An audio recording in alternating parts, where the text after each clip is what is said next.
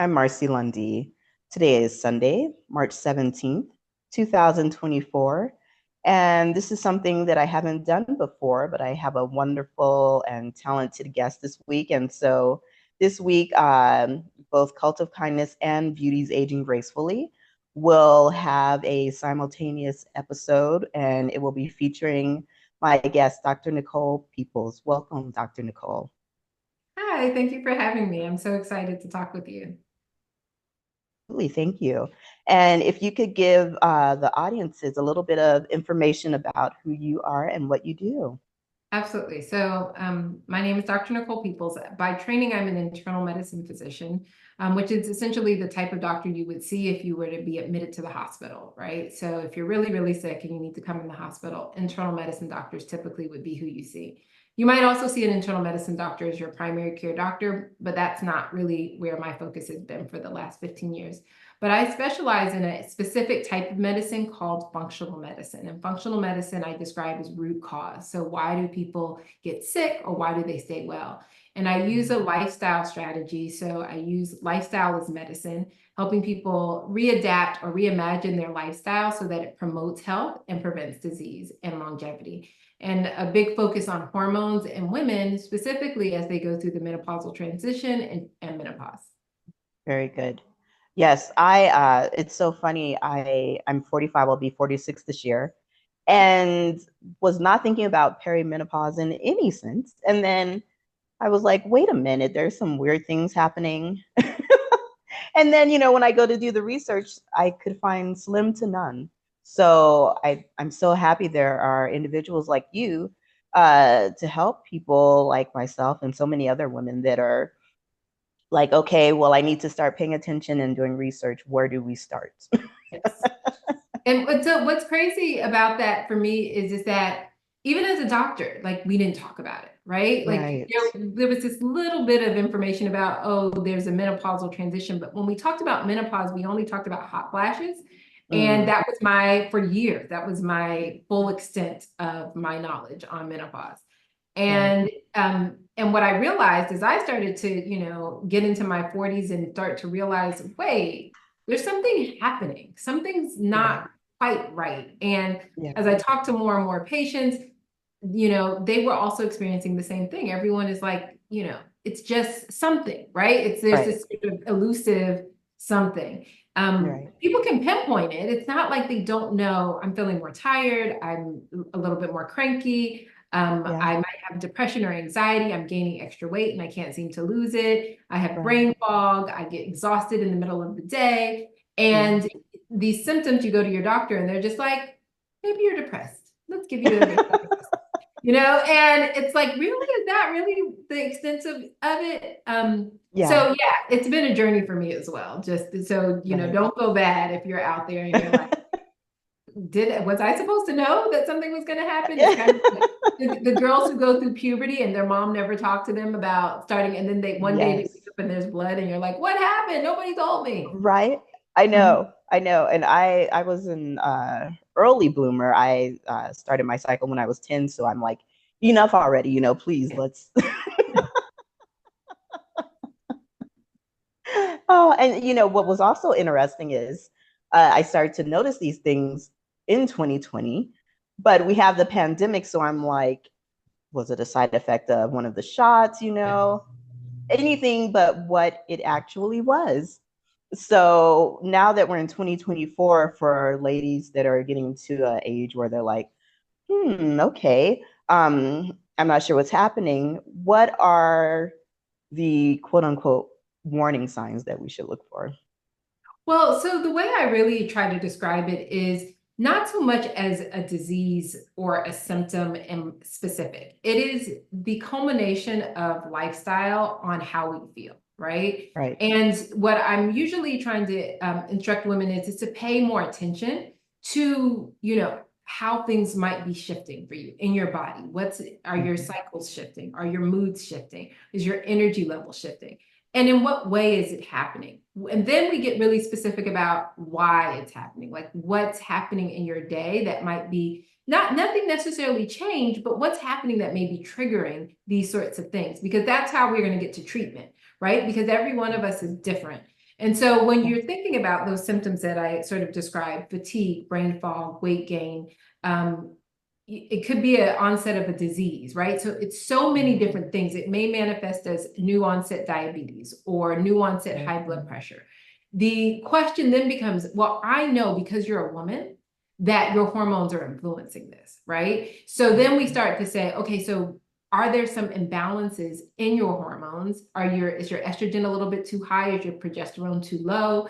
Are you losing too much testosterone? So then we can get into like the questions about why you're feeling the way you're feeling. And then we start to back into, okay, so you spent the last 40 years sleeping when you wanted to sleep, like going to sleep at 2 o'clock in the morning and waking up at 6 in the morning and thinking you could get by. Not anymore. Your hormones are going down. We've got to be more intentional about your sleep. Or it might be something like fatigue, right? You've been doing the same thing you've always been doing, but now at 2 o'clock, you're doing a nosedive. It's possible that your gut is responsible, and your gut is actually, you're eating certain foods, your body's reacting to it, and now you're having an inflammatory response. So what has to happen for us as women is we have to start thinking about our healthcare a slightly different than maybe what we're used to. This idea of what's the symptom, what's the one treatment. We have to start thinking about what's my lifestyle and how is that impacting the way I feel, if that makes sense. Okay. And for Cult of Kindness, like we're in season 4, which is focusing on self-kindness. And we all lead such busy lives. And, you know, like as we're getting older and changing, what is something we can do, like the little things, even though we're busy, to sort of make sure we're taking care of our eating habits, making sure we stop what we're doing at a certain time, you know, so we can get sufficient rest. What are some things that we can do? Yeah, so intention is everything. Yeah. And your intention is everything. And setting an intention around prioritizing your health is really the beginning, right? Because so many of us are so used to just sort of going, and not really taking and being intentional about what is required for us to actually have health. I tell people, if you don't think about it, your health is going to naturally decline, because that's what naturally happens in an environment that doesn't prioritize health. And if you're just doing what everybody else is doing and thinking about your life the way everybody else is thinking about it, your health is going to naturally decline. And you know that, we all know that empirically, right? So we've looked at our aunts and our grandmothers and our parents, and we've seen their health decline as they got older. And what do people always say? They say, oh, I'm just getting older, right? And that's just, oh, my knees are hurting, I'm just getting older. That is the old way of thinking about things, right? We have to now we know we actually have control over how we age. At least that's my message is we have control over how we age. So if that's the case, we have to start to shift our intention to start paying attention to what we can control. And so I think really when you're thinking, what is the small thing that you can actually do? It's just deciding to think about it at all. Very good. You know, deciding to say, I'm not going to just say, oh, it's just I'm just getting older. Being like, oh, something's happening, and then becoming very curious about that, what that is, and then seeking out help and support to help navigate to better understand what's actually happening. That's important to mention support. I think so many people feel like they're going through whatever it is by themselves, and it's like, oh no, we're all experiencing something. We're all going through it. I haven't met a patient. I mean, obviously people are coming to me because there's something going on, but even in conversations, it doesn't matter. I could be out at a restaurant talking to somebody and they're like, oh yeah, that sounds like me, right? When they ask me like, oh my gosh, yeah, that's totally me. So I haven't met a person who has not realized that their bodies are telling them something, and nobody's really talked about how do you become a translator for your body? How do you translate what that is, that feeling that you feel, into an actual intervenable, solution? Sure. What do we do? I think that some people don't realize they felt like they were okay, but after going through the pandemic and seclusion and so many different things, that they are on the other side of it with perhaps a mental health issue. How do you or should you say, oh, I think there's something wrong with me? Or would you suggest people go to their physician and try and find out what's Yeah, going on? it's tricky because there's one healthcare system, right? And that Right. healthcare system is designed to identify disease and then to Sure. determine what medication you need. And so it's not that I don't want people to go to their doctor, I absolutely do. But Hmm. the challenge that I sometimes have is um, you need to go a step beyond that. Mm. Because particularly for, mood instability, depression, anxiety, all of those sorts of things, I do Right. think that there are some great solutions on the conventional side. I think there are certain medications that can be very helpful for women, particularly as they're navigating all of these hormonal things. Because the things that I usually suggest take some time Hmm. because we're talking Okay. about reshaping your lifestyle. So sometimes as a bridge to that, a medication might be the way to go, right? To really get you to where you need to be. And I'll have to say, I experienced that myself. It was just too Sure. overwhelming, right? To Sure. just, Yeah. so many things that you can be doing to improve your health. And it's like, where do I start when I'm already when I'm already sort of in a bad space mentally? Right. So there's that component. Then the other side is the holistic side. It is the Okay. place where we say, all right, that's only going to bridge me. I've got to actually start treating the root cause of why I feel the way that I feel. Right. And sometimes, obviously there's some cognitive things where like cognitive behavioral therapy or a therapist might be very helpful. But then where I come in is what are some of the other environmental factors that contribute? So the Mm. foods that we eat can really have a huge impact on our mood, right? So high sugary foods, foods with lots of preservatives, foods with a lot of chemicals and dyes in them can Right. affect what we call our microbiome, which is our gut. Hmm. And our gut actually sends signals to our brain about our mood. And so Mm. if we're eating foods that send bad signals to our brain, of course we're going to feel tired and fatigued, right? Sure. Yes. So there's that component. Then there's also the sleep component. If you're not sleeping, I don't care how many medications you're on, you're going to feel exhausted and like the world is falling apart around you at all times because your body isn't prepared for the day. And then Right. there's mindfulness stuff, right? So there's the mindfulness, breath work, meditation, walks in nature. There are things Hmm. that I think as a society, we were never really taught how to like manage the stress. We're going to all have stress, but what are the tools that we have to actually manage our stress when we are faced with it? So we're Right. really building a whole new toolkit of resources to help people with their mental health. Yes. And if that seems overwhelming, then you may want to start with the medication. You also might want to say, hey, listen, I don't have to do it all. Yeah. Let me listen to this podcast and pick up one thing, right? Exactly. Yes. And something as simple as nature walks are multi-purpose. It's helping your mind, and then you're also exercising. All of it's multi-purpose. It's so funny. Yeah. So I use a framework that I call the People's Life prescriptions, and there's 7 components, and they Yes. all overlap. So the first one is personal life, which is all about mindset and intention. What we talked about is where I usually start.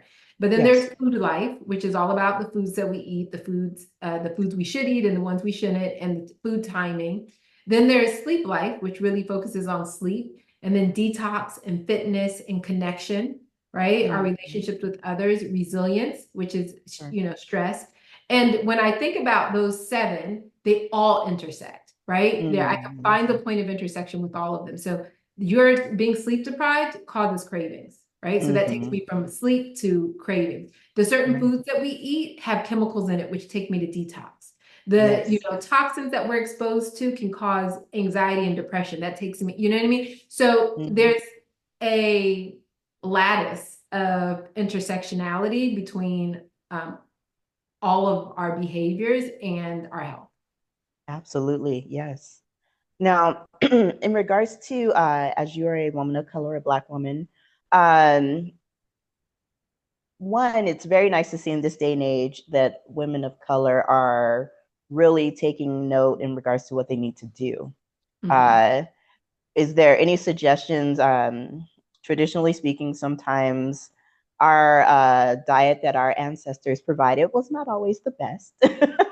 And so is there a way to still somehow incorporate that, but then make sure that overall you are doing the correct things on a regular basis?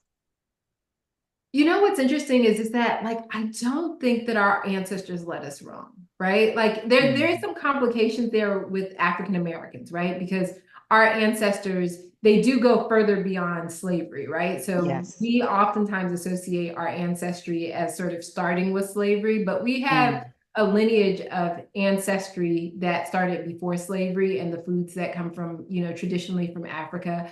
So yeah. there are lots of foods that we can pull from there. But then Yes. also, even within, you know, the African American tradition, I always tell this story because it stuck with me as a kid. My grandmother, she lived in Brooklyn Hmm. in a brownstone. And if you know anything about Brooklyn, it's like concrete central, right? It's like there was nothing but concrete. And she had this long driveway and it went all the way to the back. And then there was this little patch of soil. And in that Okay. patch of soil was her garden. Oh, nice. And that's the things that I think about when I think about my ancestry, right? It's this Mm, idea that we have the ability to source or resource our own food, our yes. own mental health. I remember I was reading the book. I don't know if I'm sure you're familiar with the Rest Ministry, Oh, yeah. but yeah. She tells this story about how she would see her grandmother with her eyes closed. She wouldn't be sleeping, but her eyes would just be closed, and she would Yeah. say, "Oh, I'm just resting my eyes." That was Yeah. mental health, right? Yeah. Like that was meditation. That, you know, so Right. when I think Yeah. about my ancestors, absolutely, they, you know, had something that we can pick up from and take with us. But from a food perspective, even when Hmm. we're talking about some of the traditional foods, the thing that they had that we have not fully brought with us is whole foods. So now Mm, we live in an environment where food is so readily available through convenience yeah. foods, chips, crackers, you know, sodas. Right. And these types of foods our ancestors weren't eating. They wouldn't even Right. recognize them, right, as True. food. No, my grandmother Yes. would not know what a Pop-Tart was. Right? A fruit roll up. What these? So Yeah. it's Yeah. not so much that we have to like get away from Southern cooking or Hmm. I mean, there are some components there that we could probably, you know, diversify a little bit. Every food doesn't have to be fried. But Right. I think a good place to start is to start getting rid of some of these more modern conveniences that we so heavily rely on and get back to Hmm. actually cooking. My That's grandmother so cooked true. everything Yeah. from scratch, you know, and I'm not saying that Yeah. I don't cook everything from scratch, but Hmm. you know, I do go to Trader Joe's and I get that little packet of like lettuce that's already been chopped for me and I make Exactly. my own salad. So there are ways Right. to convenience, you know, our food. But then the second thing I would also say is like my grandfather, my dad tells the story, my grandfather would not eat cooked vegetables. He would only eat Mm. raw vegetables. Like he just didn't Wow. eat cooked vegetables. And Yeah. again, that's something that our ancestors did. They ate vegetables. Like Yes. if you're listening to this, I want you to sit down, take a sheet of paper, and write out how many vegetables, like how many different vegetables did you eat today? The Right. majority of us can go all day long with having like minimal, maybe 1 or 2 servings of vegetables when we should really be getting like 7 to 9. Mm. Right. So it's again, it's not about changing or like not or changing like the traditional ways of eating. It's really about getting back to them. That's so true. That's really a good point. Uh, and not unlike you, my mom always talks about her mom and her grandmother cooking like literally the whole day, every day. And like you said, they're going out getting what they're growing, and that's what they're cooking. Pop Tarts and fruit roll ups were not it. Yeah. So yeah, I mean, and again, I could go and start, you know, hammering on different food, you know, customs that we might have that may not be the healthiest. But Hmm. I really just think if we could just start by getting rid of so much processed food, that would be a great start. And eat more Yes. vegetables, right? Like Yes. those are things that you can start to do and just start thinking about, okay, how can I incorporate more vegetables into my diet? Absolutely. As I look at the beautiful plants behind you, I think of just wellness. And if we can just make our home space uh, still very comforting. The plants are not only giving us oxygen, they're beautiful. I think some people fail to realize that they can create that in their own home. Would you give people pointers on, like you don't necessarily have to go out and experience nature, you can bring it to you as well? Yeah, and it's really great. So one of the pillars I talked about is detox life. And Yeah, detox life is really important. I think especially for our culture, because I also remember, growing up and going to people's houses and it feeling very like claustrophobic, like there was a sure. lot of stuff. And this doesn't have anything to do with, necessarily with culture. It can be anybody's house, but a lot of dust or a lot of like Yeah. knickknacks of things. And the reality of it is that indoor air is the most toxic air, right? Mm, And so having windows and opening them, I mean, yeah. these are very simple things. These are the things that I teach my patients, but sometimes it can be really mind blowing because it's like, oh, Yeah. I didn't really think. I don't open the windows because, all of these other reasons, but there are good reasons to open your windows. It's a good reason to sit by a window and get that sunlight in. There are good reasons to have plants around to refresh the air, to allow you to be with nature and to kind of get the benefits of these talking plants, right? They talk to us if we are like listening. And there are benefits to having a clean space, right? Like, so Yes. it goes beyond just, are you a neat person? I'm not a neat person. But like for me to think straight, I've got to Yeah. have like a decluttered space. I've got to set a mood. Right. And so all of that has to do with our mental health, right? All of that Yeah. has to do with our overall health. And again, it's layered. We think, oh, we're just doing it because it looks nice. But no, we're doing it because it cleans the air. We're doing it because we want to detoxify our lungs. We're doing it because we want to have mental space to think, right? Yes. So there's that intersectionality in creating a lifestyle Right. that heals. And Yes. mhm. It connects the dots. And then before people know it, it's like, I'm doing all of the things and I feel the difference. And over time, right? Like Right. that's the thing. It's about building. So I have this, I think about it like a Jeopardy board, right? So I take Hmm. the 7 pillars that I talked about, right? And I say, okay, what are the behaviors that I can start to incorporate under each one of these categories? So under food life, under resilient life, under detox life. So what are like Yes. specific behaviors that I can start to implement? And they can be very small, like opening the window, right? So that's a detox life thing. Sure. Taking walks in nature, right? That's a detox thing. It's Yes. also a fitness thing. It's also a sleep thing, right? Because Yes. getting out and moving actually helps with sleep. So Hmm. that's a behavior.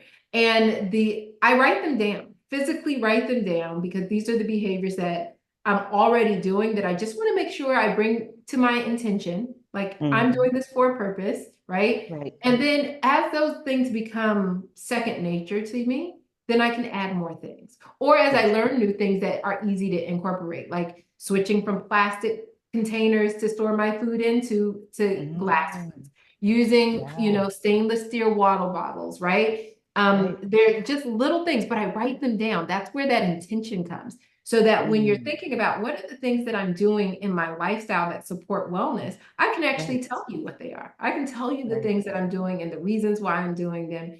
And I build Very good. right? Like in a Jeopardy board, like, what is wellness for 100? Open windows. What's wellness for 500? And that's my daily meditation, right? Yeah, yeah, that's so good. I love that.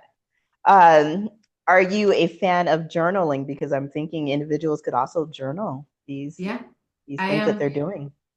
I'm a fan of journaling, but I've started to find new ways to journal, which I haven't really they haven't become habitual yet for me, but it's one of those things. I actually did it today, which is Hmm. video journaling or recording my Okay. voice. Yeah. Um, but sorry, I'm used to more of the classic journaling with writing. Hmm. And the most powerful type of journaling that I've experienced is gratitude journaling, right? Because when I Oh, was a yeah. kid, I used to journal my emotions, right? Sure. How do I feel? And that's Hmm. fine. There's nothing wrong with that. But Yeah. one of the things that I find to be most restorative now, right? Because I'm looking for restorative behaviors, right? Not traumatic ones, Yes. is Yes. to just journal what I'm grateful for because that just shifts your perspective. And it allows you to amplify the things you actually want in your life while minimizing the things that you don't, by the nature of just not spending so much energy into it, right? By not sitting and writing a 10-page letter. Sometimes I do have to write a 10-page letter to get it off my mind. Yeah. So there's a balance between the two, but I think the place where I'm at right now is like, can I journal more about my gratitude? I love it. Wonderful. I know, Dr. Nicole, you're based in Georgia. Are you open to online scheduling for individuals that are interested in reaching out and connecting with you? Yeah, so my practice is just about 100% virtual. Um, Okay. and so the way that I work is that I have a couple of different ways to work with me. My main one is a group program that I have, which is called the Black Women's Guide to Health, Hormones, and Longevity. And Mm. it's basically exactly the things that I've been talking about, but we do it in group and community. Okay. And I walk you through a very structured protocol that helps women lose weight, increase their energy, identify food sensitivities, and all of that's very structured. But then we also add in this layering that I'm talking about. So we talk about ways to improve your sleep, ways to manage your stress, ways to detoxify your home and your body and your skin and all of those sorts of things. So it's like the introduction into like functional medicine or lifestyle medicine. But Okay. as a result of that, you get all of the benefits immediately so that you can really feel the differences of making these changes, right? So Right. that's my flagship program. Okay. I also just released a brand new program called the People's Life Reset, which is more of a self-directed one. So this is for women who want to do a very similar program, but really just kind of want to do it at their own self-paced. Okay. I am a big advocate of health coaching. I don't function as a health coach because I function as a physician, but Right. I have health coaches that I work with, who can help implement the strategies that me and patients come up with or develop. So I call that physician directed health coaching. So Okay. that's the other way that I work with people, is helping them get in with a health coach to help implement these strategies and support. So through the People's Life Reset, that's more of a health coaching. Both of them are actually health coaching, but that one is more self-directed. And then for clients who want to do labs or want to do a deeper dive, then we can also do that virtual. So Okay. you Good. can develop a patient-doctor relationship. So those are the three main services that I provide right now. Wonderful. And we're connected on LinkedIn. I always see you posting such wonderful information there. Yeah, so you can follow me on all the social media at Dr. Nicole Peoples. So I'm on YouTube. I'm mainly on Instagram, a little bit on LinkedIn, not really on Facebook, although I do have some Facebook groups. So if you're interested in doing one of my programs, we do have like closed Facebook groups for that. Okay. And then I think I mentioned YouTube. So I post just about everything that I film on YouTube. Okay. Yeah. Very good.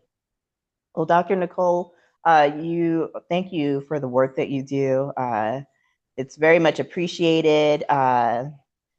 So much wonderful information here that I'm sure both audiences will thoroughly appreciate.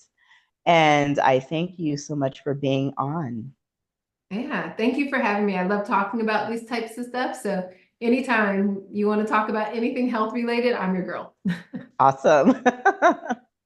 All right, all to the Cult of Kindness audience, as well as Beauty's Aging Gracefully. Dr. Nicole, she told you where she's available. So please feel free to reach out and enjoy the resources and information given in this episode. Again, thank you, Dr. Nicole. Thank you. Bye bye.